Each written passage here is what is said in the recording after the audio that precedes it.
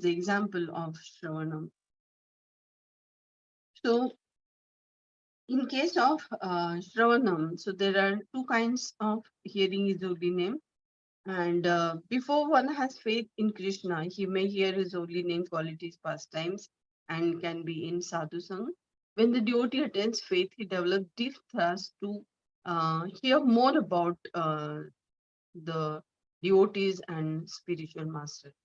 In case of Kirtanam, which is being called as chanting, so in Kali Yuga, it is being chanting, which is being prescribed, and so it includes the 5 steps like Smarana, Dharana, Dhyana, and Dhruva, can say Dhruva Smruti, and Samadhi, etc.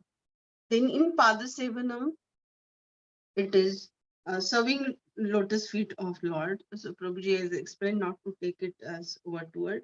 It is meant so as to serve Sachidananda Lord and think that we are unqualified to serve him. So one can circumambulate, one can bow down before the deities of Lord. Then is about Archanam, that is a worship. Um, because of this, one is attracted to the lotus feet of Lord. So one can proceed for initiation by the spiritual master and can go for chanting and follow regulative principles. In case of Vandanam, the 2 ways of offering obeisances. One is by offering Ekanga Namaskar, Ashtanga Namaskar. Prabhuji also explained about Matajis who do offer, who are supposed to offer Panchanga Namaskar. So, offering obeisances with one hand covered fully with the clothes, so it is considered as forbidden, or which can be considered as offenses. After that, it is dasyam, and it is under I'm the servant of the servant of the servant of Lord's devotees. So if one offers and remembers the Lord in this Sakhya Bhav, in this Dasya Bhav, like Hanumanji, it's been explained. Then in Sakhya Bhav, so one is friend to Krishna, it's of 2 kinds. It will have 2 angas like Vaidhi and then is Raganuga. So, offering obeisances, reciting prayers, honoring Lord, etc., it is being considered in this. In case of Atma Nivedan, surrendering everything. So here, Prabhuji explained the example of Bali Maharaj, who offered himself to Lord Krishna. So he himself became guard to Lord, not for the own benefit. So with one's body, mind, and soul, one can offer himself to Lord. So likewise, all this 64 angas in question answer session, Prabhuji explained. Out of that, 5 angas, they are the most important one. And one should not do the mistake deliberately in this Vedi sadhana bhakti. And yes, how we can progress in this Vedi sadhana bhakti uh, as per the teaching, so which can be explained in detail in today's session by His gracious Hare. Thank you, Mataji. Thank you very much for the nice synopsis given. And now we will start with today's class. Hare Krishna Prabhuji. Yes, Prabhuji. yes. Yeah, Prabhuji, before you begin, it's my duty. I think I hate to do that, but I have to correct what you said. And because Lati Sakhi Mataji also repeated the same thing again. That famous verse, Shravanam Kirtanam Smaranam, spoken by Prahlad Maharaj, but he did not speak to Hiranyakashipu, his father, but that he was preaching to his classmates, Yes. You are right, Prabhuji. Yes. Thank you. Thank you, Prabhuji. Thank you very much. Hare Krishna. Thank you. We'll start with lesson 28 as given in the slide. We are talking of Vaidhi Sadhana Bhakti. In this, Vijay Kumar, he will be asking his questions to Babaji. go to the next slide. Now, please describe Rupa Goswami's first 20 of 64 limbs of pure devotional service. And we'll just go through these 64, then each one of them we'll discuss in detail. This is how we are going to have the class today. Now, starting with serial 1. Now see on the right side what is written most important. The most important out of the 64 limbs of devotion which Rupa Goswami has penned in Bhakti Rasamrita Sindhu. So he says that he has got it from Sanatana Goswami's book, that is Hari Bhakti Vilasa. There are three which are most important. One is accepting the shelter of the lotus feet of a bona fide spiritual master. Please remember that we have been talking about the mercy of the Lord, but mercy of the Lord will come proportionate to the mercy of the spiritual master. That's why the spiritual master is most important. One has to accept a spiritual master. If somebody thinks, I'll study the Shastra, I will myself worship the Lord, I will do all the limbs of devotion. No, that is not enough. One has to finally accept a bona fide spiritual master. All these things in greater detail we will see later, but only these three things I am discussing a little bit, and thereafter I will just read out. Now, second is becoming initiated and receiving instruction from a Diksha Guru. Diksha Guru, the spiritual master, he will initiate the disciple and he will give instructions, and the devotee is required to obey all the instructions to the last word. And the third is obeying the orders of the spiritual master with faith and devotion. It is just not obeying, but obeying with faith and devotion.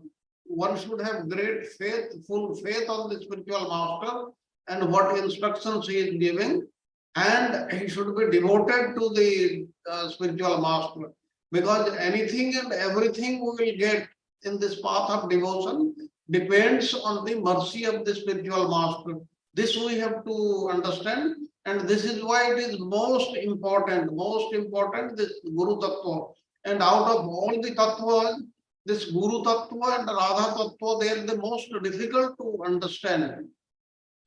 And then the fourth is following in the footsteps of the great Acharyas, Shiksha Gurus. Now, we can have only one initiating the spiritual master, that is the Diksha Guru, but we can have a number of Diksha Gurus, and we should follow what they are saying, and we should walk on the footsteps of the great Acharyas, the previous Acharyas. In our case, in Gaudiya Vaishnava system, the 6 Goswamis of Vrindavan and many others.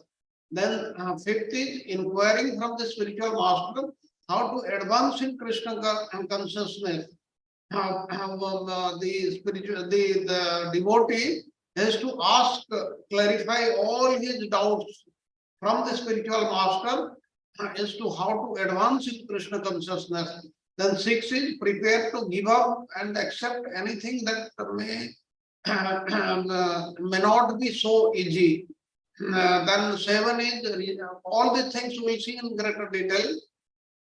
7 is residing in a sacred place of pilgrimage like Dwarka or Vrindavana, accepting only that is necessary or limited dealings with the material world, observing the fasting day on Ekadasi, worshipping sacred trees like the banyan tree and other trees we will see.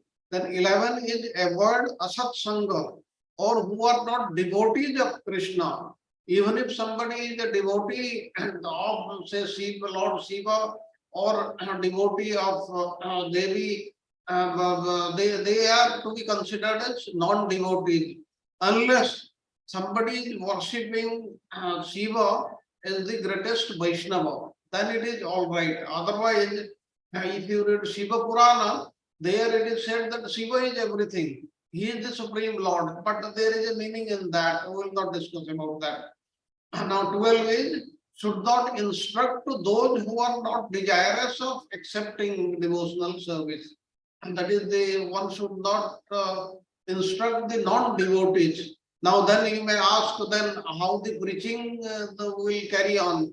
Now this is for the Madhyama devotees, that those who know the Shastras, they have been trained how to go about it, how to instruct these people, and that's why anybody and everybody should not indulge in this task. 13 is should not be very enthusiastic about constructing costly temples. 14 is no professional recital of Srimad Bhagavatam or Bhagavad Gita. Like you must be seeing in nowadays, there are hundreds of people who, for the sake of money only, they do this Bhagavad Kathas and Bhagavad Gita Kathas, which are not to be done. Then one should not be neglectful in ordinary dealings. Ordinary dealings with the world, with the other people. Then next 16 is should not lament over loss or jubilant in pain. This is given very clearly in the Bhagavad Gita also. Should not disrespect the demigods. Demigods should not be disrespected at all because they are the representatives of the Supreme Lord. Should not cause unnecessary trouble to the living entity. Others should not be troubled. Carefully avoid committing offenses in chanting the holy name of the Lord or deity worship in the temple. We should avoid these 10 offenses. And 20, do not tolerate blasphemy of the Supreme Personality of Godhead or his devotees. Now, let us go from 21 to 44. And now 21 is one should decorate the body with the Vaishnava tilaka in 12 places in the body. We'll see that. Then sometimes one may write Hare Krishna on the body. One should wear flower garlands that have been offered to the deity and the spiritual master. One should learn to dance before the deity. One should bow down upon seeing the deity of the spiritual master. Otherwise, it is an offense. One must stand up as soon as one visits a temple or Lord Krishna. What it means? Suppose you have gone to a temple and the doors are closed, and at the appropriate time when the doors open, one has to stand up. One should not keep on sitting at that time. 27, when the deity is being born for a stroll on the street, devotee should follow the procession. 28, devotee must visit a Vishnu temple at least once a day. If that is not possible, you should have your temple in the house only. Then one must circumambulate the temple building at least 3 times. One must worship the deity in the temple according to the regulative principles. One must render personal service to the deities. One must sing. One must perform Sankirtana, and that is congregational chanting. One must chant. One must offer prayers. One must offer noble prayers. One must honor Mahaprasada. One must honor Charnamrita. One must smell the incense and flowers offered to the deity. One must touch the lotus feet of the deity. One must behold the deity with great devotion when you are standing in front of the Lord in the temple or in your home, house temple, wherever the Lord is there. One must offer arati at different times, at 3 times of the day, or at least 2 times in a day, in the morning and evening, one should offer arati. Then one must hear about the Lord and his pastimes from Srimad Bhagavatam. One must pray to the deity for his mercy because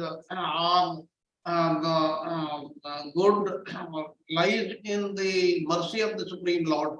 And then the rest of the limbs, that is 45 to 64, one should remember the deity. You should try to remember 24 hours in a day. One should meditate upon the deity. One should render some voluntary service for the deity. One should think of Lord as one's friend. One should offer everything to the Lord. think that whatever we possess, they belong to the Lord. And He has given those things to us for progressing in the devotional service, progressing in Krishna consciousness. One should offer a favorite article such as food or garment. And then 51, one should take all kinds of risks and perform all endeavors for Krishna's benefit. We should try to please Krishna. In every condition, one should be a surrendered soul. One should pour water on the tulasi plant. Then one should regularly hear Srimad Bhagavatam and similar literature, the Vedic literature. And one should live in a sacred place like Mathura, Vrindavan or Dwarka. And one should offer services to Vaishnavas. One should arrange for one's devotional service according to one's means. All those things in detail we will see later. And in the month of Kartika, October, November, one should make arrangements for special services to the Lord. And during Janmashtami, one should observe a special service for the Lord. And 60, one should do whatever is done with great care and devotion for the deity. That is deity worship. 61 is one should relish the pleasure of Srimad Bhagavatam reading amongst devotees and not amongst outsiders. One should associate with the devotees who are considered more advanced. One should chant the holy name of the Lord and one should live in the jurisdiction of Mathura. Basically, it means Mathura, Vrindavan, and other holy places. And then let us now Babaji answers Vijay Kumara. What does accepting the shelter of the lotus feet of a bona fide spiritual master mean? We have seen the first three, 1, 2, and 3. They are most important out of the 64. Now, Babaji is answering what should be the qualifications of a disciple and what are the qualifications of a bona fide spiritual master. Like you will see in the present world, there are hundreds and thousands of so-called spiritual masters. But in our Shastra, it is given what should be the qualification. Now, accept the shelter of the lotus feet of a bona fide spiritual master. That means the disciple is to accept the shelter of a spiritual master, and bona fide means he should come in the disciplic succession. That is what is meant by bona fide. And from hearing about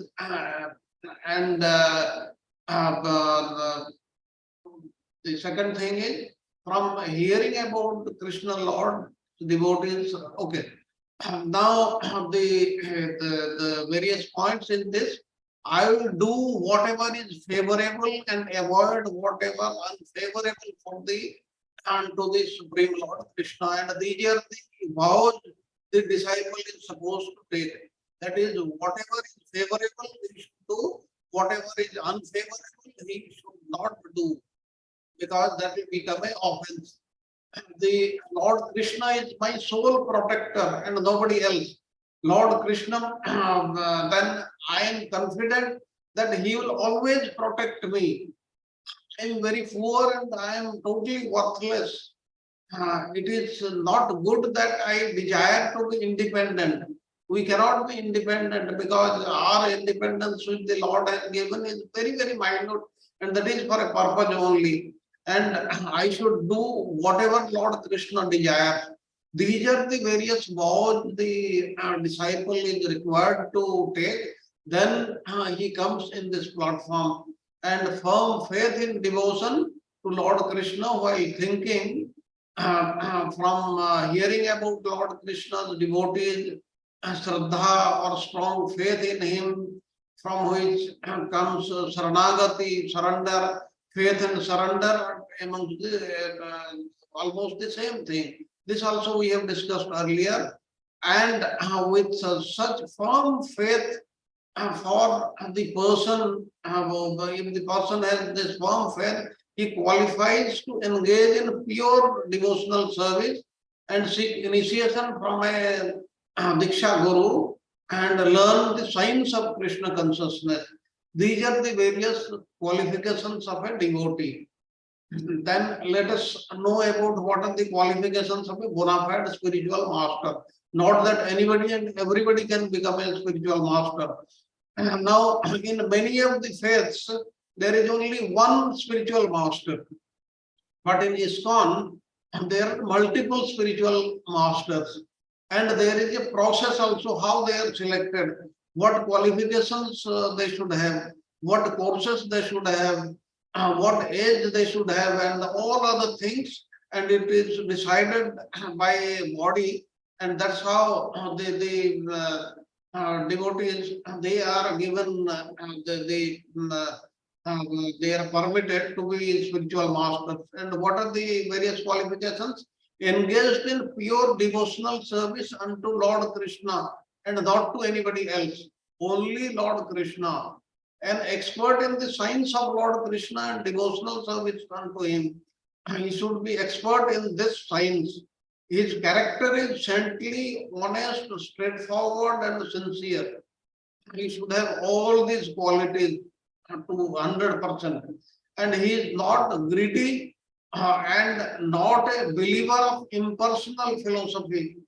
Impersonalism, he should not be teaching, and he should be having all these qualities. And fifth is, himself belongs to a bona fide disciplic succession. That means his spiritual master also should have come in the disciplic succession, otherwise not. And then next is an expert in all the Vedic conclusions and in defeating opposing arguments, in performing his spiritual duties and superior to his disciples. That means he should have knowledge of the gist of knowledge of the complete Vedic literature, so that any opposing arguments come, he has got the answer for them. And there are two kinds of spiritual masters, Diksha Guru and Shiksha Guru. Diksha Guru, who gives initiation and teaches how to worship the Lord, what all is required to be done, what is not required to be done, and gives guidance from time to time. And Shiksha Guru, who gives spiritual instruction. And please remember that earlier we have learned in Manas Shiksha what are the qualifications of a Shiksha Guru. He should be liberated. That means that is also a very, very high stage. And in our system, there is no difference between Shiksha Guru and Diksha Guru. They are both at a very high level. While disciple may have many Shiksha Gurus, he must have only one Diksha Guru who may also perform the duties of Shiksha Guru.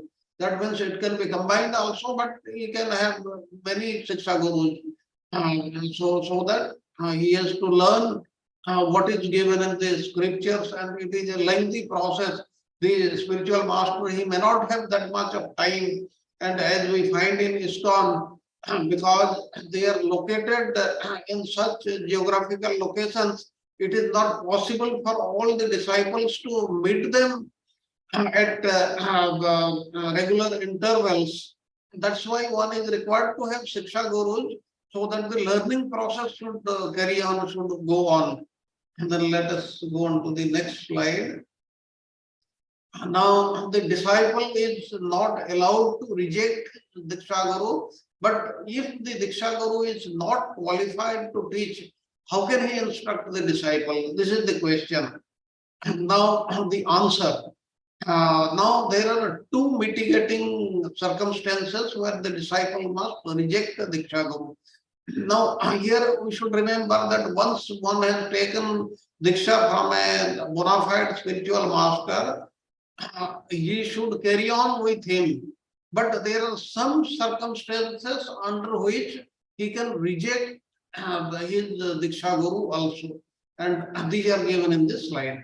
The first one is, at the time of choosing his Diksha Guru, the disciple did not ascertain whether his initiating Guru was a Vaishnava and learned expert in the spiritual science, or it is seen that he is engaged in the conduct of what should not do. That is, this person, this devotee, could not judge the spiritual master in the beginning. That's why there is a requirement for changing. Now, the spiritual master who misspeaks without logic and disciple who hears wrongly without logic, both go to a terrible hell for a long time with no end in sight. This is given in Narada Pancharatra. That means Narada Pancharatra. That means if such a unqualified Diksha Guru tells something and the disciple listens to that, that also becomes an offense. Then if the spiritual master who is materialistic, who does not know what should and what should not be done, and who follows the wrong path should be rejected, even in the Mahabharata. Like you will find that there are hundreds and thousands of people who claim themselves to be spiritual masters, but their only job is to amass money and go in very costly, luxurious cars, stay in five-star hotels like this. That is not the thing the spiritual master should be doing. And the third point is a person who accepts mantra initiation from a non-Vaishnava goes to hell. That means he has to be from a Vaishnava and Vaishnava Sampradaya only in the disciplic succession, starting from the Supreme Lord or his dear devotee. And a person initiated in this way could get reinitiated from a Vaishnava Guru. It is given in the Mahabharata. And what is the second condition? Second condition is bona fide Diksha Guru at the time of initiation, but later should he become an impersonalist and a hater of Vaishnava, then he must be rejected. However, if he is legitimate, otherwise, but just not very learned, then he should not be rejected. Instead, with his approval, the disciple may approach another Vaishnava, serve him, and then learn from him the advanced spiritual science. That means his character is very, very important, not his learning so much. Now, besides this, there is another point. I have got a story to tell you, but if I get time only, I will tell you. This is the story about Dukhi Krishnadas, or later on he became known as Shyamananda Prabhu. You would have heard his name, who was the disciple of Hriday Chaitanya, and how Jiva Goswami, he was criticized by the people during his time because he allowed Shyamananda Prabhu to have a different tilaka than what was given by his guru. And he had changed him. What that happened, if the story is true or not, I will tell you if we get time. This is actual story during Jiva Goswami's time. Let us go on to the next slide. Okay, the next slide, question number 15. Now, what does number 2, that is becoming initiated, that is Krishna Diksha by the spiritual master, and learning Krishna Diksha means? This in number 2 we learned. Now, from Diksha Guru, one should learn the path of devotional service to Lord Krishna and the science of understanding him. Apply this knowledge, and one should sincerely serve the Lord and cultivate Krishna consciousness in one's heart. That way, one should learn the different limbs of worship to Lord Krishna. This one should learn, and at the Guru's lotus feet, one should learn Sambandha, Abhideya, and Prajana Jnana. Now, here in this course, we are learning about this. One should know that. And then question number 16. Question number 16 is, what does obeying the order of the spiritual master with faith and devotion, what does it mean? It means, don't think that spiritual master is an ordinary human being. He may be looking like an ordinary human being. He is performing the same task as us. He is also eating, sleeping like all of us. But know that he is the embodiment of all the demigods. That's why never disrespect him. Know that he is a resident of the spiritual world, and he is a representative of the Supreme Lord, and by particular arrangement, the Supreme Lord has sent him for us. He should be given that much of respect. And question number 17, and that is following in the footsteps of great acharyas under the directions of a spiritual master. What does this mean? One should follow the path traversed by great devotees. That path will always be free from suffering, the cause of all auspiciousness and free from obstacles. One should follow the path of great devotees, for that path is free from suffering. This is given in Skanda Purana.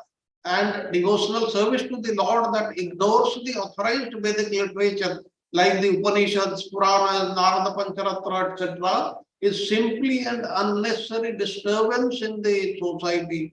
And this thing is also given in the Bhakti Rasamrita Sindhu. Then question number 18. How is it that unalloyed devotional service can become an unnecessary disturbance in the society? Please explain that. Now to this, Babaji Mahasaya is saying, one should follow the path traversed by the previous great devotees, that is the previous acharyas. If one creates a new path, he expects to follow it to be to unalloyed devotional service.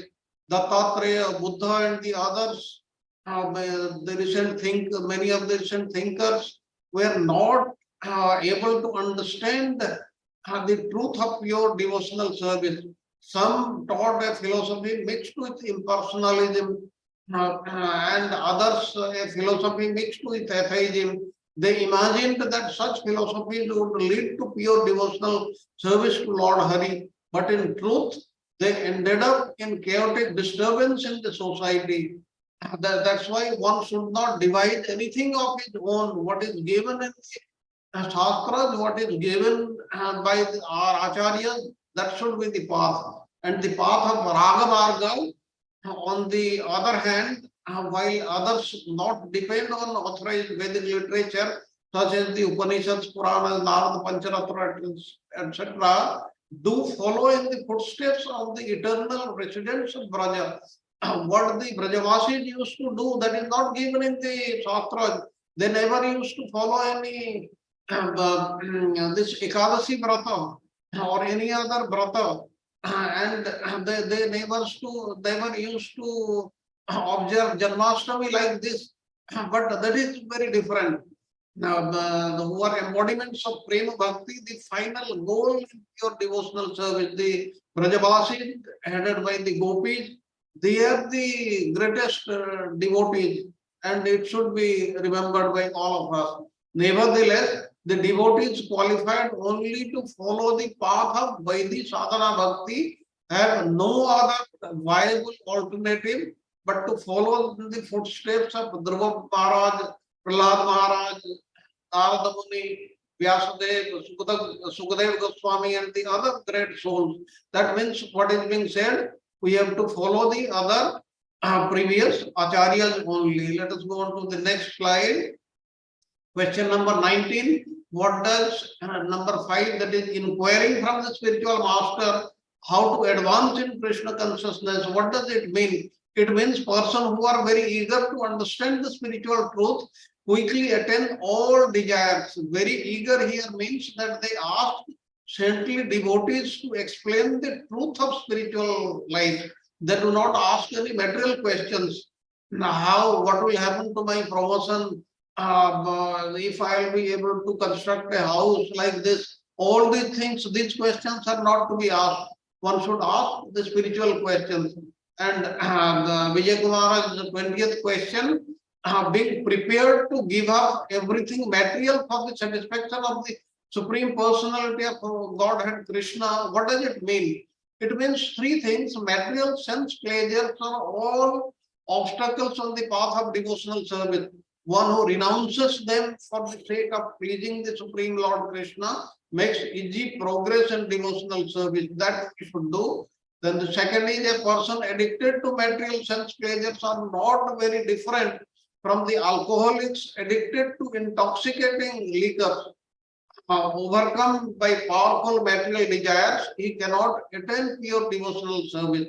This is to be understood, and therefore one should eat only Krishna prasadam. just enough to keep the body and the soul together. And one should fast on Ekadasi fortnightly. And this is the most effective way to renounce addiction of material sense pleasure. And next question number 21. Residing at a sacred place of pilgrimage like Dwarka or Vrindavana, what does it mean? When one lives at the holy places where the Supreme Lord appeared and enjoyed his pastimes over by the Ganges or the other sacred river, one naturally attains faith in devotional service. Faith comes. This is what is the thing. And question number 22, living at Sri Vrindavana at Navadvipa, purifying only because it is by the Ganges or it is there any other region? This is the question. Now there are three the points in the answer.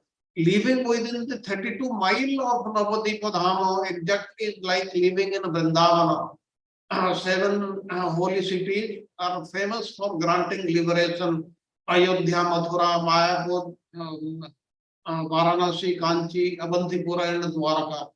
Now, the second point is, of them, Mayapur is the most important. Sri Chaitanya Mahaprabhu brought the spiritual world of Svetadipa to Mayapur. 400 years after Lord Chaitanya's appearance, this land of Mayapur or Svetadipa will be almost important of all the holy places. Now, as you see now, it is as important as Vrindavan only. The third point is a person who lives in such places counters all offenses and easily attains to your devotional service. Sri Prabodhananda Saraswati said that this abode of Navadvipa is none different from Sri Vrindavana. Indeed, it is more glorious than even Vrindavan Dham. This has to be remembered. Let us go on to the next slide. Question number 23. Accepting that only that which is necessary, or dealing with the material world only as far as necessary, what does it mean? That means one should earn and spend money only as far as the true needs. And there is no requirement to amass money and to keep in the banks or in the lockers. And if one does it too much or too little, he will fall from the spiritual goal. It is given in the Narada Purana. And that means one should have just enough. Then the second point is, a person eligible to perform Vaidhi Sadhana Bhakti should earn his living by honest means according to Varnasrama. If he becomes too greedy, his devotional service gets impacted negatively. And if he earns less than what he truly needs, then his devotional service will be affected because of unnecessary stress. So long as he is not able to renounce, he should collect only as much money as he truly requires for his spiritual life. That way, he will be able to properly cultivate his Krishna consciousness. This is very clear. Then question 24. What does it mean by observing the fasting Ekadasi on Ekadasi days? One should not observe Ekadasi when it is interrupted by another Tithi, such as Mahadvadasi, which should be observed and not the Ekadasi, because there are the rules. Like during sunrise, it should be Ekadasi. Rather, the Ekadasi Tithi should be falling 1 hour, 12 minutes before the sunrise. And if not, there are the various rules where we are supposed to observe the Dwadasi. It is called Mahadvadasi. All these rules we should follow. It is given in the Vaishnava calendar only.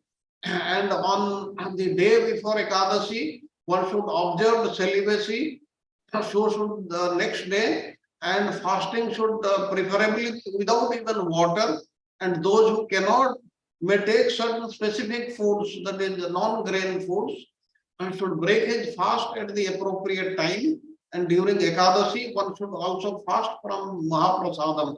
Like in Jagannath Puri, they believe that even on Ekadasi day, you can eat Mahaprasad which is offered to Lord Jagannatha. But Chaitanya Mahaprabhu has said that we should offer our pranam to Mahaprasada and keep it to be taken, to be honored the next day. This is what is followed in the Gaudiya Vaishnava system. Then the question number 25. What does worshipping sacred trees like banyan tree means? Now, when they are worshipped, meditated, or bowed down before the banyan tree, the tulasi plant, the dhatri tree, the earth, the demigods, and the Vaishnavas destroy the sins of the people given in Skanda Purana. And the second point is the Grihastha Vaidhi Sadhana Bhakti. Bhaktas should worship, meditate, and have bow down before the Aswastha and the other shade and the fruit giving trees, the cows, the Brahmanas, and the Vaishnavas, these are given in the Shastra. Then the 11th point was one should rigidly give up the company of non-devotees. What does it mean? So long as spiritual love does not arise in one's heart, which intensifies his devotion to the Lord, he must avoid the association of those who are opposed to devotional service. And Babaji makes a point that association here means attachment. In our modern life, we do come in contact with scores of people who, which we develop a desire to associate with them. And such association should be more than casual enough to avoid developing an attachment for them. And this is because some of them may be averse to worshipping the Supreme Lord. And those engaged, especially in Vaidhi Sadhana Bhakti, should remain vigilant against such association, which is potential for development of an attachment, as that has a potential to ruin the progression in devotional service. So we should be careful about that. We'll go fast. Then question 27, who are the non-devotees? There are four kinds of people who are averse to Krishna. Now, no devotion to Lord Krishna. Now, addicted to material sense gratification and women. Their hearts are polluted with theism and impersonalism. And they are overly indulged in accumulating material wealth. These are the four kinds of people who are averse to Krishna, and we should remain ourselves away from them. And question 28, one should not instruct a person who is not desirous of accepting devotional service. What does it mean? Now, a spiritual master is greatly at fault if he accepts too many disciples because of his greed to accumulate money. And to accept such, and then some of the disciples will likely to be unqualified who may not have faith in devotional service. Then the third point is to accept such unqualified person as a disciple is an offense on the part of the spiritual master also. And only a person who is faith, who has got faith, is fit to become a disciple, and such a person should be selected. Then question number 29, one should not be very enthusiastic about constructing costly temples or monasteries. What does it mean? Living simple enough to allow engagement in devotional service unto Krishna.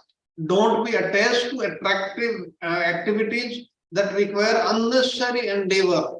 That will not push the heart to worship the Lord. Worshipping the Lord with faith and devotion, that is the main thing. Then the next question, one should not try to read too many books, nor should one develop the idea of earning his living professionally reciting this Srimad Bhagavatam or Bhagavad Gita. What does it mean? Now the scriptures are like an ocean. If one wants to learn a particular subject, he should carefully study them from the beginning to end, and the books describing the subject. And if one merely reads a little from the book and a little from another, you will not learn the subject properly. Thus, one will not properly understand the scripture and progress in devotional service. and one should accept the straightforward, obvious interpretation of the scriptures, and one should not struggle to construe obscure, contradictory, opposite meanings for them. And very clearly, ISKCON, Srila Prabhupada has said there is no requirement to read so many books. Read Srimad Bhagavatam, read Srimad Bhagavad Gita, and a few other books only. One should not try to read so many books. Well, let us go to the next slide. Okay, now let us have a 5 minutes break. Now, this session is quite lengthy. I may take a few minutes more also today. Hare Krishna.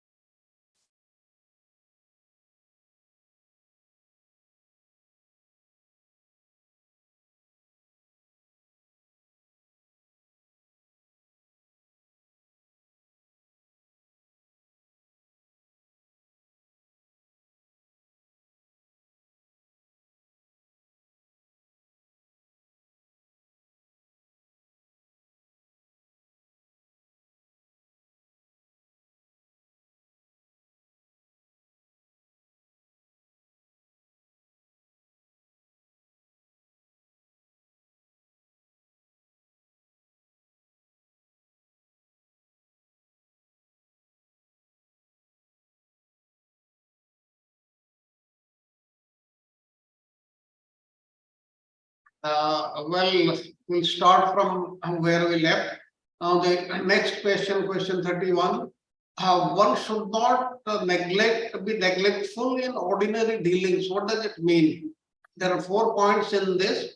To maintain the material body, one requires food and clothing. And if one cannot get these things, he is troubled. And if he loses them, he is also troubled. And because of such material difficulties, a devotee of the Lord should not become agitated at heart, and rather he should continue to fix his thoughts on the Lord Hari and continue his devotional service. This is what is the meaning. Then one should not disrespect the demigods. What does it mean? Does it mean that it is right to worship the demigods? Now, what is the explanation of Babaji Mahasaya? Let us see. Personally, one should have unalloyed devotion to Lord Krishna. Demigod worship while thinking from independent of, one should not think that the demigods are independent of Krishna. They are totally dependent on Krishna. That is the reason, and there is no requirement to worship them separately. However, when it comes to offer and engage in the demigod worship, we should not be disrespectful to their faith in demigods, nor should do ourselves. Instead, we should honor the demigods while always remembering that all the demigods, they are working for the Supreme Lord. The Supreme Lord has appointed them for with various responsibilities. That's why they are discharging, and we should respect for them. When, like the famous example, when you are watering the tree, there is no requirement to water each and every part of the tree. So long as the heart remains conditioned for in the three modes of material nature, one should attain unalloyed devotional service to Krishna. And by the mercy of the demigods, these persons will gradually become elevated. Eventually, every time their hearts will become free from the three modes.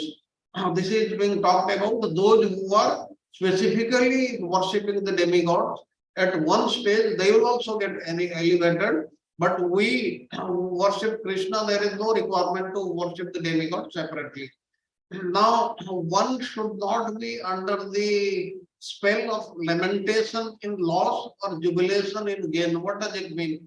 It means Lord Krishna's spiritual form couldn't appear in one's heart that is overwhelmed with lamentation, fear, anger, greed, envy, and the other vices, the six vices this, we know. And a person engaged in Vaidhi sadhana bhakti may fear, lamentation, bewilderment, or other inauspicious sentiments, and because of their being separated from relatives and disappointed when desires are not fulfilled or due to host of other problems in his material existence, all these things may come. However, as a devotee, one should not let such inauspicious events in life disrupt his mind and heart in performance of devotional activities. Rather, he should continue to fix his thoughts on the lotus feet of the Supreme Lord Hari, and by his grace, such disturbing emotions will quickly dissipate.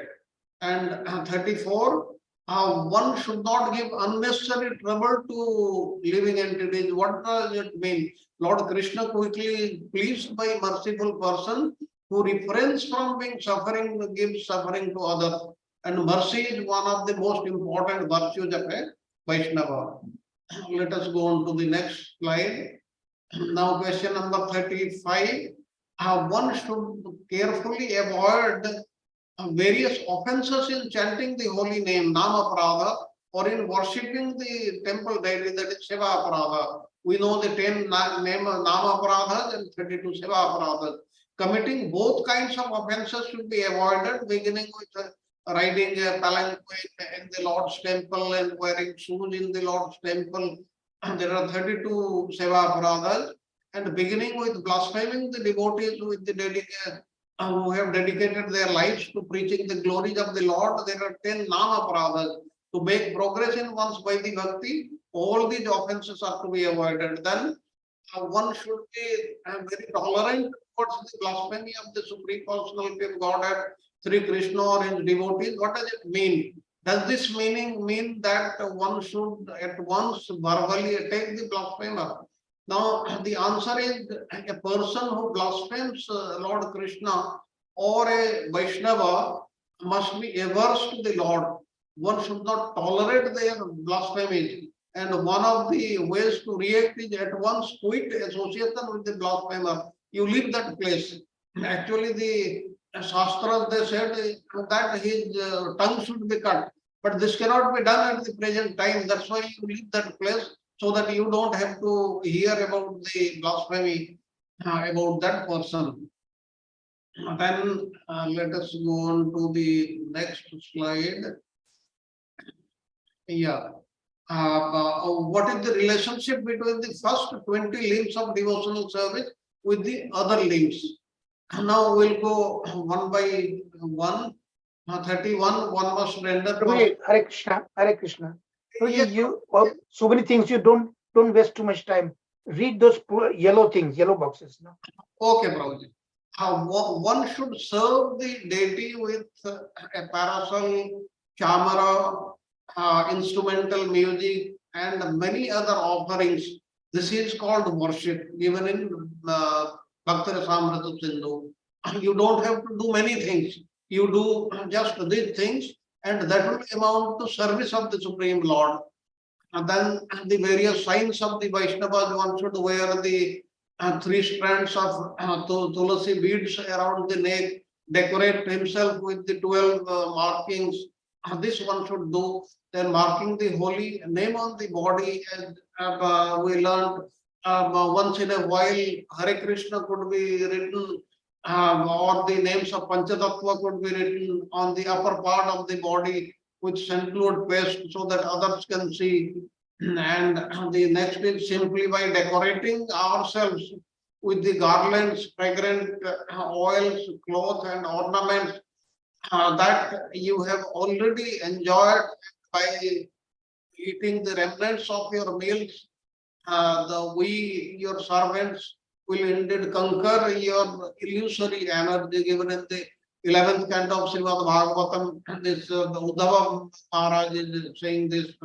One should wear flower garlands that should have been offered to the deity and spiritual master, and one should eat prasadam only. And then Atma Nivedana. Atma Nivedana means here Atma and the Atma and mind both mean in relation to the material body. But both of these one should surrender to Krishna. Surrendering to Krishna, that is most important. And 37, 38, now one must honor Mahaprasada. This we know very clearly. One must honor Charanamrita, which is after the Lord has been taken bath, that water, that is what is Charanamrita, that should be accepted. Then let us go on to the next slide. Next slide, the various the important things are one should take all kinds of risks and perform all endeavors for Krishna's benefit. What does it mean? Now, whatever Vedic or ordinary duties one has in the material world should be performed in such a manner that they advance in devotional service to Lord Krishna. That is performing all endeavors for Krishna's benefit. And question 41, in every condition, one should be a surrendered soul. What does it mean? It means think that, oh Lord, I am yours, and oh Lord, I surrender unto you, is called being surrendered soul. Then the next slide, let us go. Question number 43. What does one should regularly hear Srimad Bhagavatam and similar literature? What does it mean? Now, books that explain the science of devotional service offered to Lord Krishna are called Shastras or scriptures. And amongst all the scriptures, the Srimad Bhagavatam is the best, because that is the essence of all the Vedic literature. It's Srimad Bhagavatam, for it is the essence of the Vedas and Vedanta. And a person who relishes the nectar of the Srimad Bhagavatam is no longer attracted to other scriptures. That's why you may be studying any other scripture, but please study Srimad Bhagavatam and also Srimad Bhagavad Gita. Srimad Bhagavad Gita is the basic only. And like here it is given out, it is Srimad Bhagavatam. Then go to the next slide. The important things I will tell you. During Janmashtami, one should observe a special service. Special service means what? Celebrate a great festival of Lord Krishna's appearance day on the 8th day of the dark fortnight, which we observed very recently. And Lord Gauranga's appearance day on the full moon day, the Purnima on the month of Falguna. The surrendered soul should observe this important festival. And in the month of Kartika, one should make arrangements for special service. What does it mean? It means the month of Kartika is also known as Urja, to render devotional service to Lord Damodar by hearing and chanting his glories. And in this way, one is called Urjadara, or worship the month of Kartika. And then let us go on to the next slide. Question number 52. One should chant the holy name. What does it mean? Holy name is not material at all. It is totally spiritual. That's why we should chant his name. and one should associate with the devotees who are considered more advanced. What does it mean? It means that one should associate with the devotees, and if one associate with the non-devotees, he will not make progress in devotional service. And devotees yearn to directly serve Lord Krishna in his transcendental pastimes. Persons who have the desire, they are called bhaktas. Now, association is very, very important because it acts like a crystal stone which will reflect anything which is pure before it. It is given in the Hari Bhakti Suddhodaya. And let us go on to the next slide. What does Vairagya, Falgu Vairagya means? Now, Vairagya means sometimes scriptures describe many non-devotional benefits to attract materialistic people to other who otherwise would have no interest in devotional service. This is the main reason. But Jnana and Vairagya are not counted amongst the limbs of pure devotional service. And by engaging in sadhana bhakti and worshipping Lord Hari, is attraction for material sense objects disappears. So that's why one should be attracted toward Krishna. And what is Falgu Vairagya? This is aspiring devotee must accept Yukta Vairagya, that is appropriate, and reject Falgu, that is false Vairagya. And to accept when it is appropriate and without becoming attached to material things, when those could potentially be utilized in the service of Lord Krishna. That is what is being told. And here we have come to the end of today's session. It was quite lengthy, so I had to skip some slides.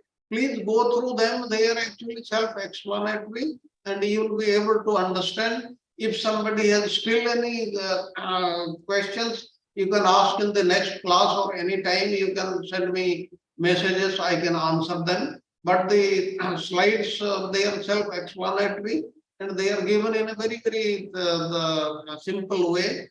So with this, I finish today's class. Hare Krishna. The session is now open for question and answer session, and also comments by devotees. Hare Krishna Prabhu, Dandavat Pranam Prabhu. Thank you so much for a wonderful class, Prabhu. And wishing you all very, very happy Radhastami to everyone. We are celebrating here today. I hope in India also it is today. Yes, it is today. Yes, Prabhu. Thank you so much, Prabhu.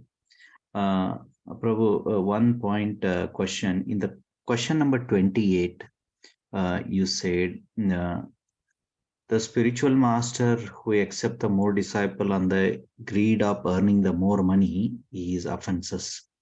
So even if the spiritual master accepting even one disciple on the greed of earning the money is also the offenses. Just I wanted to understand this one. That is one. Yes, that is not what is the job of a spiritual master. His job is not to earn money, even if he is earning from one. He wants like you see, there are so many bogus spiritual masters nowadays. Their only aim is to amass money and nothing else. Yep. Like in Bhakti Rasamrita Sindhu also, in Rupa Goswami has already said where too much of atyahara, prayasastya, all these things. There it is explained very clearly. Too many disciples, and that is because with too many. Yes, Prabhuji. Yes. Yeah, Prabhu. And secondly, Prabhu, in the same question. Charu Prabhuji wants to say something. Charu Prabhuji, please. Please. Yeah, Hare Krishna. I think that was a good question Raju Prabhu asked actually. There are obviously you can see some of the things that what Rupa Goswami said among the 64 angas, like a spiritual master should not build a lot of temples and all that thing, should not accept a lot of disciples. But clearly you see in ISKCON, many of the spiritual masters, even including my own, they have 10,000 plus disciples, you know. And of course, Prabhupada built a lot of temples, and his grand disciples also helped building a lot of temples.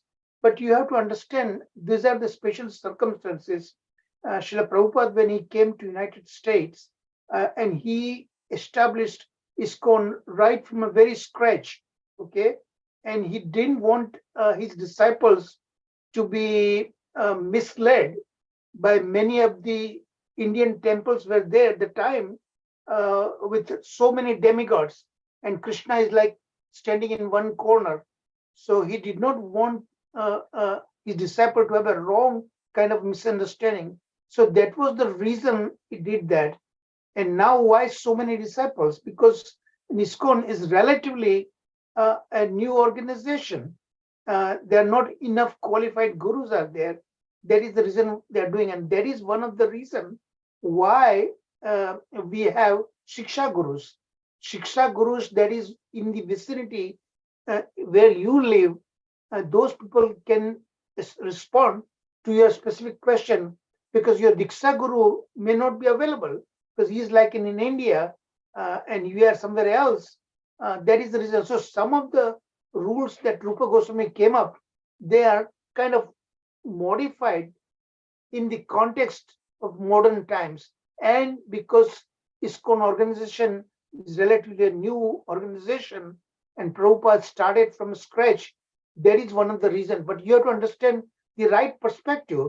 If temples to make money, then that is not the idea, because Guru's role is to take his disciples away from material allurements, and to engage them in spiritual activities. So if Guru himself is doing that, then that's the wrong example. So you have to understand from the right perspective. Am I making the right point, Raju Prabhu? Yes, Prabhu, 100%, Prabhu, 100%. 100%. So you have to understand in the context, these rules Context. were a little bit modified, Yes, yes. And even I was And just thinking. this modification cannot be done by us. Yes, That yes, must Prabhu. be done by bona fide acharyas, like That Srila is, yes. Prabhupada. Hmm. No ordinary people can do that, okay? Thank you, Prabhu. Thank you so much. And even even like building the temple, we can utilizing the even karma khandis or someone jnana khandis money into the building the temple. This way, these people will get a They are purifying sukruti. their money. Their money is Yeah, being purified by that way. yeah. Otherwise, they might be misusing somewhere else. At least some part of the money, if they are using for contributing for the building a temple, somehow that sukruti will be coming to them in at least in the next life or so, so that everyone can practice Krishna consciousness. That is what I'm thinking. Absolutely, you are absolutely right, Prabhuji. Thank Absolutely right. Okay, any other question? Yeah, you should have a lot of questions on today's class, because these are most important things we have discussed today.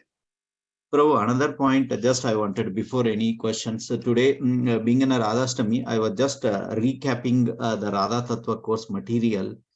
Prabhu, if I say just thanks to both of you, our Charachandra Prabhu and yourself, Sharad Prabhu, it is not enough. You almost covered so much big 10 books, Prabhu. I think throughout the day and night, you might be studied. It is so handy now. If I want to refresh all the stops and all, it is highly impossible for me to go and study all the books.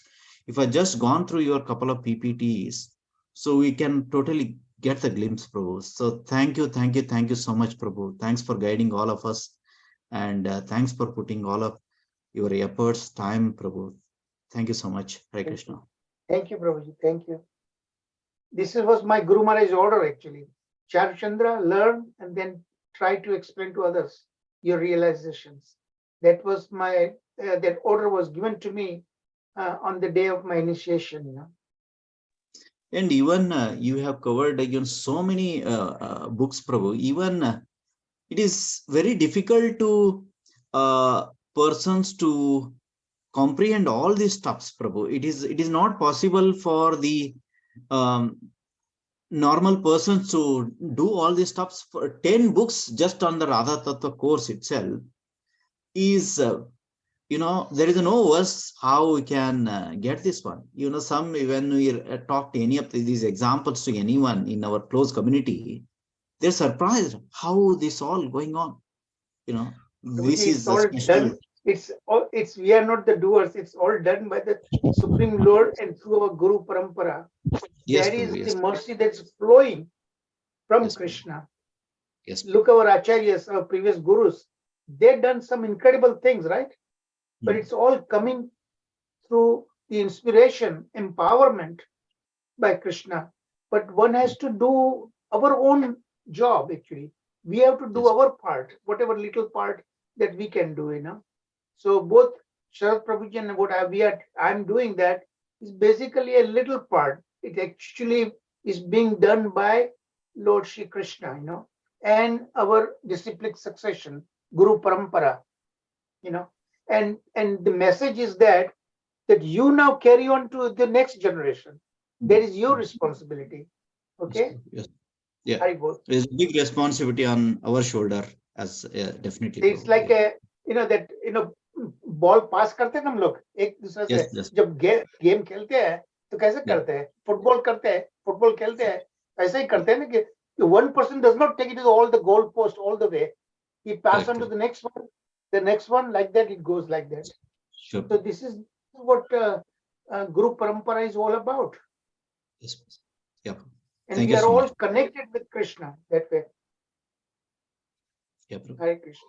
And Prabhuji, like Bhagavad Gita 7.7, for a pulse string, so as to keep all these pulse together, you are just serving like a string, you see, thread. So you are thread for all of us. And so you have kept us all the beads together. We are like beads. And Yes. it is not just continuing in the next generation, but you have tried to keep us together also, Prabhuji. So it has become just like a family now. Yes, Prabhuji, Yes, thank you. It is a great absolutely. industry you are carrying forward. Very good. Yeah, I was inspired by my teachers now, So now if you were inspired, what we are trying to do a little bit, your job is to continue that pratha, that pranali to the next generation. That is given to you, your responsibility now, Yes, Thank- Prabhuji. Hare Krishna. Yes, any other question? Radha Vinod Prabhuji. Hare Krishna Prabhuji. So I joined late, as Mataji was saying, I missed all of your previous classes. So Prabhuji, is it possible today, the Radhastami, possible to share some of those slides there on any of the forum? The Radha Tattva. I'm talking about Radha Tattva, Prabhuji. It's already only 10 minutes remain. 10-15 minutes remaining. Okay. Let us finish with the today's Yeah, class. okay. Okay, And Prabhuji. I had promised to tell you a story also. Okay, please. Go ahead, Prabhuji. Jiva Goswami was criticized, and what was the answer? Okay, any question? हरे कृष्ण प्रभु जी, दंडवत प्रणाम. Thank you for so wonderful class प्रभु जी. प्रभु जी, मेरा एक ऐसा क्वेश्चन है कि अगर हम अभी भी जो डिवोशनल सर्विस कर रहे हैं बहुत ही कम कर रही हूँ, मगर दीक्षा के बारे में तो अगर मैं घर में भी बोलती तो कोई भी सब मना करते हैं, और यहाँ पे एम्फसाइज किया गया है कि दीक्षा इज मस्ट. तो अगर मैं नहीं ले पा रही हूँ तो मेरी भक्ति आगे बढ़ पाएगी प्रभु जी Well, नेक्स्ट जन्म में भी? there is a very, very good question. Yes, bhakti bilkul बढ़ पाएगी. It will carry on and it will improve. But if you take initiation, it will be much faster. That is what is the only difference. But yes, there is a profit. There is no loss in this. That's why we should carry on. And you remember Srila Prabhupada, the day he met his spiritual master Bhaktisiddhanta Saraswati Thakur, and the day he was initiated, there was a gap of 11 years. Now, if that could happen, 11 years he took, then for us, if we take a few years, it doesn't matter. But it will come at the appropriate time as decided by the Supreme Lord. Please don't think that our trying will have any effect. And now, once we are in the correct stage, spiritual master will appear in front of us and we will be required to take initiation from him. So that's why don't worry if you have not been initiated, but you are doing such a wonderful job and we are so proud of you. We are inspired by you. As Charu Prabhuji has already told, there is no doubt about it, and you are progressing vastly in this devotional service. And when you get initiated, your progress will be much faster. That's what I can say. Charu Prabhuji, you want to say something? Yeah, Rakshaban, don't worry about that. I'm telling you, because whatever you're doing, Krishna is very, very pleased. And Krishna will arrange sooner than later, a guru will come in your life. Okay? And until he comes, I'm daily praying. until Guru comes really, you accept Srila Prabhupada as your Siksha Guru, and through him serve Lord Krishna, and they will do that. And see, one's Guru has already been decided before we are even born, actually, you know. So he will come at the right time, right place. Things will work out for you. प्रभु जी मेरी life में अभी शिक्षा गुरु है मेरे शिक्षा I must Guru know है that so that's very important, actually. You know, in whosoever that you have, who inspires you and who is easily accessible to you where you live, there is your Siksha Guru, actually, you know, and follow his Yes, sir. instructions. And I have great faith in her also, Prabhuji. Too much respect, you. too much love, and great faith. Wonderful, wonderful, wonderful. Thank you, Mataji. Thank you, Prabhuji. Thank you, Prabhuji. Any other question? So, Prabhuji, if there are no questions, tell us that story. Oh, okay. Okay, then I'll give. Actually, there are 2-3 stories, very, very interesting stories connected to that. Since there is time, I will say. First about Gauridas. Gauridas Pandita, that story I have already told you earlier. How Nityananda and Chaitanya, they in person came to him and stayed in his temple in person. If you go from Calcutta to Mayapur, there is a place known as Ambika Kalna. Or Sagar Prabhu, could you please mute your phone, Prabhu? Sagar Prabhu, could you please mute? Yeah, now I hope you are hearing clearly. When you go from Calcutta to Mayapur, there is a place known as Ambika Kalna. There the local people, they call it Kalna only. There is a temple, you should visit that. From the main road, it is hardly any distance, about 500-700 meters. Only there, Chaitanya Mahaprabhu and the Nityananda Prabhu, they had appeared there and they are standing there even today, and there is no difference between Chaitanya Mahaprabhu and Nityananda Prabhu and those deities there. That is a story about Gauridas Pandita that I am not telling because that is a longer story. Then Gauridas Pandita, he had another, he had his disciple who was known as Hriday Chaitanya. Now, why the name Hriday Chaitanya?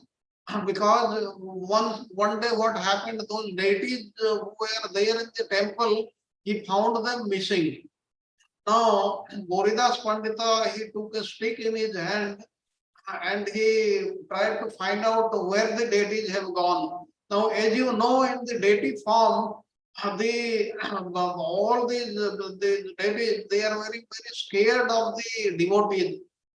So, Nityananda and Chaitanya Mahaprabhu, they were dancing with the devotees near the shore of the Ganges. And when they saw them, they entered this devotee's heart and that's why Gauridas, he termed him as Hriday Chaitanya. Now, Hriday Chaitanya had a disciple known as Shyamananda Prabhu.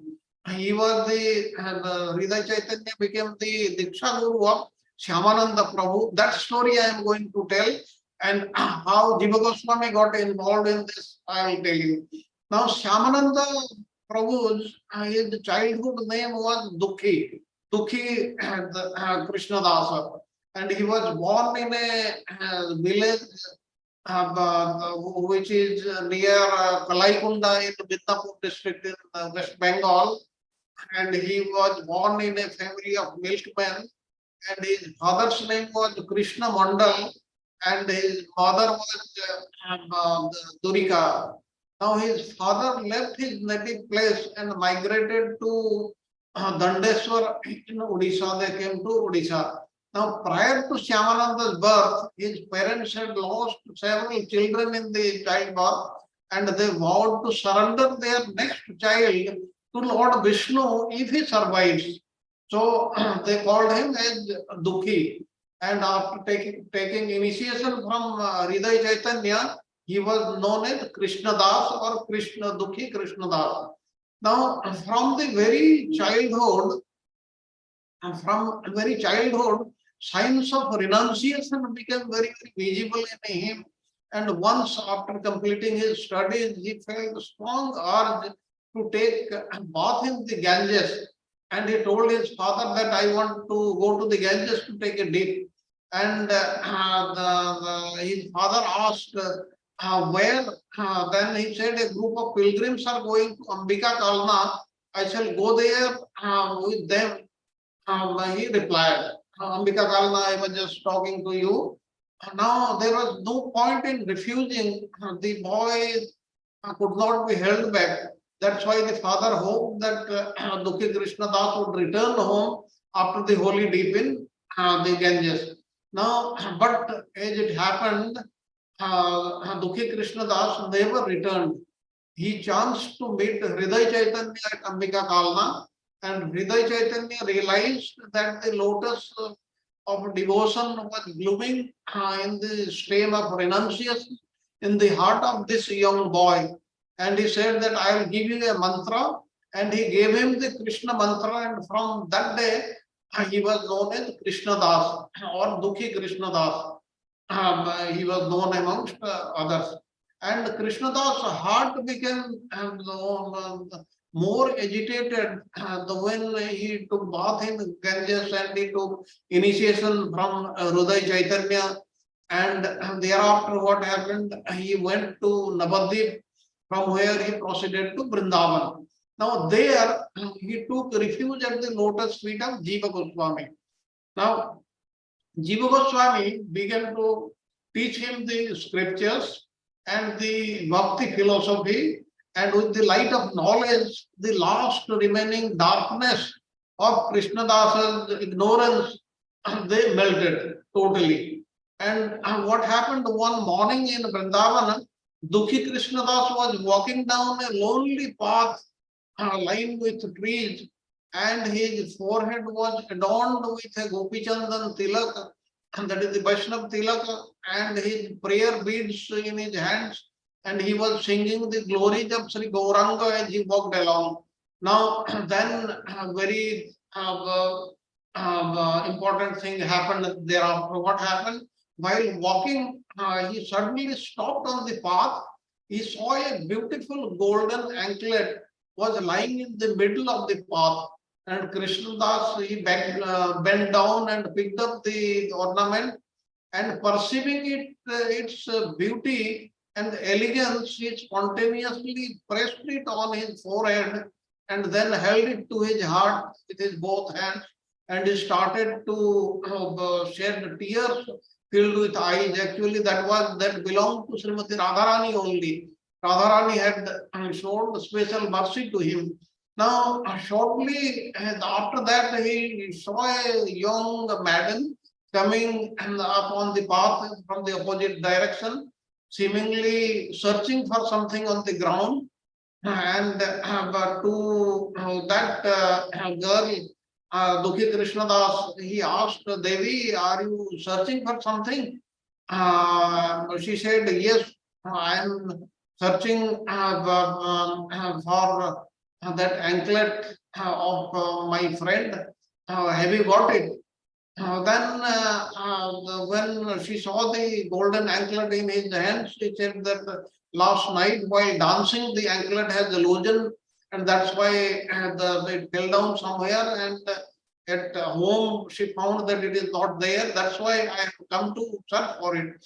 Now, Krishnadas, he held out the ornament that to his heart, and he said, please see that if it is the same anklet that you are searching for. Now, this maiden held that in her hand, and even before she could say a word, the anklet dropped into her hand on her own, and this was seen by Krishnadas. And while Krishnadas, he became unconscious. And when he regained his consciousness, he found himself lying near Jiva Goswami's kutira and asked what happened. Krishnadas then told him the whole story. Now, Jiva Goswami said that what a blessed soul you are, Krishnadas. You held on your chest the golden anklet that adorns the lotus feet of Srimati Radharani. And that's why from but today you will be known as Shyamananda. And this tilaka which is on your head, this will be known as Shyamananda tilaka. Now what happened?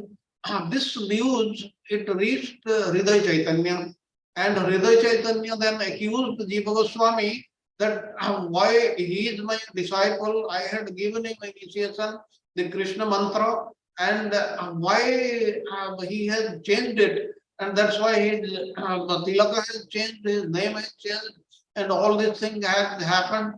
And then he also came to Vrindavan, and Shyamananda Prabhu, he said that you are still my spiritual master, and this is what is the story.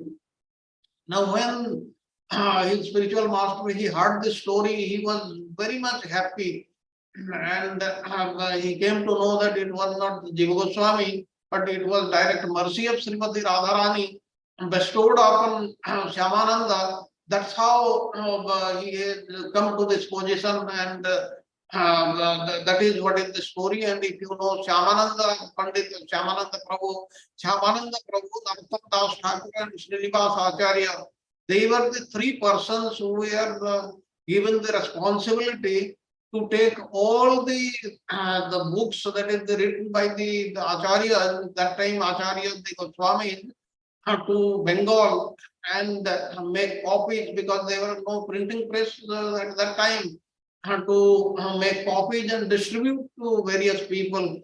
And when we hear about the biography in our subsequent sessions, we'll hear the greatness of Shyamananda Prabhu, Narottam Das Thakur, and Srinivas Acharya. This is what is the story. I have finished. Any more question in anybody's mind? They may ask. We'll try to answer. Well, if there are no questions, then we'll conclude today's class with the Nrsimha prayers. Then I will request Sagar Prabhuji, please do the needful. Hare Krishna. Hare Krishna Prabhuji, please accept my humble obsession. All good to Srila Prabhupada. Namaste Narasimhai. Namaste Narasimhai. Prahlada Dahini. Prahlada Dahini. Rinnikasi Purvaksar. Rinnikasi Purvaksar. Chilatankar Nathali. Chilatankar Nathali. Ito Nrsimha, Parato Nrsimha, Ito Nrsimha, Parato Nrsimha. Ite Yami, Ito Nrsimha, Ite Yami, Ito Nrsimha. Bhai Nrsimha, Hriday Nrsimha, Bhai Narsimha, Viday Narsimha, Narasimhamadin Saranam Prapade, Narasimhamadin Saranam Prapade, Tava Kamala Bhare, Nakadbhuta Singham, Dalita Hiranyakasipur Tanubringam, Kesavadita Narahari Rupa, Jai Jagadish Hare, Jai Jagadish Hare, Jai Jagadish Hare. Tava Kala Kamala Bhare, Nakadbhuta Singham, Dalita Hiranyakasipur Tanubringam, Kesavadita Narahari Rupa, Jai Jagadish Hare, Jai Jagadish Hare, Jai Jagadish Hare. Narasimha भगवान की जय, भक्त प्रहलाद महाराज की जय, शिला प्रभुपाद की जय, चारू प्रभु की जय, शरद प्रभु की जय, गुरुदेव की जय, ऑल assembled devotee की जय। हरे कृष्ण कृष्ण कृष्ण हरे हरे, हरे राम राम राम हरे हरे। हरे कृष्ण। चारू प्रभु शरद प्रभु दंडवत प्रणाम। Thank you, Prabhuji. Thank you very much. All glories to Srila Prabhupada. All glories to all the assembled devotees. Then we meet tomorrow for lesson 29. Hare Krishna. Hare Krishna Prabhuji. Hare Dandavat Krishna, pranam. Hare Thank you so much. Krishna, Dandavat pranam to Charu Prabhuji. Happy Hare Radha Krishna. Ashtami to all devotees. Dandavat Happy Radha pranam. Ashtami to all. Thank you, Happy Prabhuji. Radha everyone. Happy Radha. Happy Thank Radha you, Ashtami Prabhuji. to all. Dandavat pranam. Happy Radha Ashtami.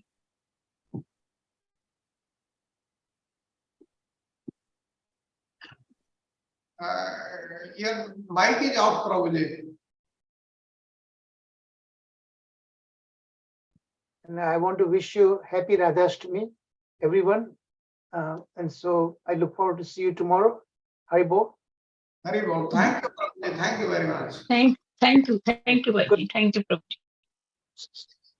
Good job, Prabhuji. Thank you, Prabhuji. Thank you.